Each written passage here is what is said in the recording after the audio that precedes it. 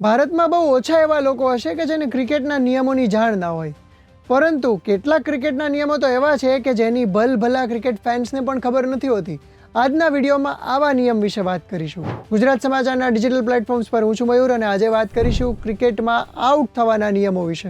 તો આ વિડીયો બનાવવા પાછળનું કારણ શું છે? સુરતમાં એક રણજી મેચ દરમિયાન એક એવી ઘટના બની કે જેની દુનિયાભરના ક્રિકેટ ફેન્સે નોંધ લીધી. મણિપુરના લામાબામ સિંઘ નામના ક્રિકેટરને મેઘાલય સામેની મેચ દરમિયાન વિચિત્ર રીતે આઉટ આપવામાં આવ્યો અને આઉટ આપવાના આ નિયમનું નામ હતું હિટ ધ બોલ ટ્વાઇસ. તો શું છે હિટ ધ બોલ ટ્વાઇસ? તો સૌથી પહેલા તો એ જાણી લઈએ કે ક્રિકેટમાં બેટરને કઈ રીતે આઉટ અપાતો હોય છે. કુલ 9 રીતો છે કે જેનાથી બેટર આઉટ થઈ શકે. તો પહેલું તો આઉટ થવાની ફેવરિટ ટેકનિક કોઈ પણ બોલરની હોય છે એ છે બોલ્ડ, એટલે કે બોલર જ્યારે બોલ ફેંકે છે ત્યારે બોલ સ્ટમ્પને ટકરાય છે અને બેલ્સ નીચે પડી જાય છે. બોલ સ્ટમ્પ સાથે ટકરાયા પહેલા અમ્પાયર કે પછી ફિલ્ડિંગ ટીમના કોઈ ખેલાડી સાથે અડી ના હોવી જોઈએ. હા, જો કે બેટરના શરીરને અથવા બેટને અડીને પણ બોલ સ્ટમ્પ સાથે ટકરાય છે તો એ આઉટ કહેવાય છે. બીજો નિયમ છે કેચ આઉટનો. બેટ્સમેને ફટકાર્યા બાદ બોલ હવામાં હોય ત્યાર પછી જો એને ફિલ્ડર પકડી લે છે તો એ આઉટ કહેવાય છે. આપણને બધાને ખબર છે. ઇન્ટરનેશનલ ક્રિકેટમાં આપણી શેરી ક્રિકેટની જેમ ટપ્પી કેચ આઉટ નથી હોતું. ત્રીજો જાણીતો નિયમ છે હિટ વિકેટ, જેને તમારા ગામમાં કંઈક અલગ નામથી જ બોલાવવામાં આવતું હોય એવી શક્યતા ખરી. હિટ વિકેટ પ્રમાણે બેટરનું બેટ અથવા શરીર કોઈ પણ રીતે સ્ટમ્પ્સને અડી જાય અને બેલ્સ નીચે પડી જાય તો એને આઉટ કહેવાય છે. ચોથો નિયમ છે લેગ બિફોર વિકેટ, એટલે કે LBW નો, કે જેમાં અમ્પાયરને લાગે છે કે બોલ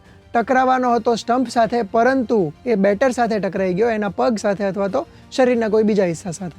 આ નિયમ અગાઉ સૌથી વધારે વિવાદિત નિયમ હતો, પરંતુ હવે DRSના કારણે એમાં કોન્ટ્રોવર્સીઝ ઓછી થઈ ગઈ છે. પાંચમો નિયમ રનઆઉટનો. એ પણ તમને ખબર હશે. બેટ્સમેન રન લેતી વખતે જ્યારે ક્રીઝ પૂરી ન કરે ને એ પહેલા ફિલ્ડર સ્ટમ્પ્સને અડાડી દે બોલ તો એ આઉટ કહેવાય. આ સિવાય વધુ એક આઉટ કરવાનો પ્રકાર છે સ્ટમ્પ આઉટ, જેમાં વિકેટ કીપર જો બેટર ક્રીઝની બહાર જાય તો બેલ્સ પાડીને એને આઉટ કરી શકે છે. પણ હવે જેની આપણે વાત કરવી છે એ છે વિવાદિત નિયમોની, કે જેની બહુ ઓછા ક્રિકેટ ફેન્સને ખબર હોય છે.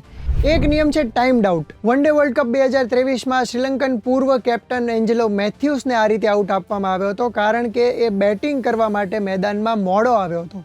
મેદાન પરનો બેટ્સમેન આઉટ થાય અથવા તો રિટાયર્ડ હર્ટ થાય ત્યાર પછી નવો આવનારો જે બેટર છે એને 3 મિનિટની અંદર મેદાનમાં હાજર થઈ જવું પડે છે. જો આવું એ ન કરી શકે તો એને ટાઈમ્ડ આઉટ આપી શકાય છે. આવો જ એક બીજો ઇન્ટરેસ્ટિંગ નિયમ છે ઓબ્સ્ટ્રક્ટિંગ ધ ફિલ્ડનો.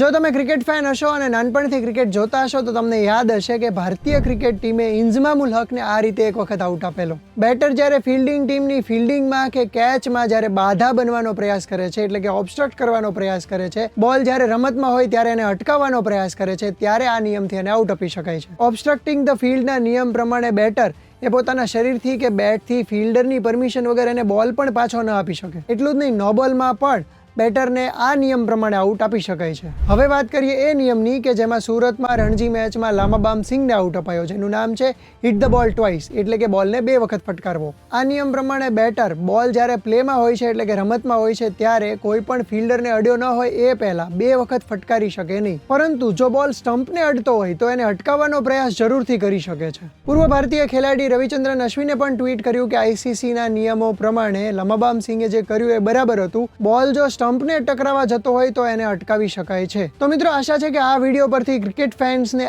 આઉટ થવાના નિયમો બરાબર સમજાઈ ગયા હશે. આ વિડીયો તમારા બીજા ક્રિકેટ ફેન મિત્રો સાથે પણ શેર કરજો અને આ જ પ્રકારના ઇન્ફોર્મેટિવ વિડીયોઝ જોવા માટે ગુજરાત સમાચાર જોતા રહેજો.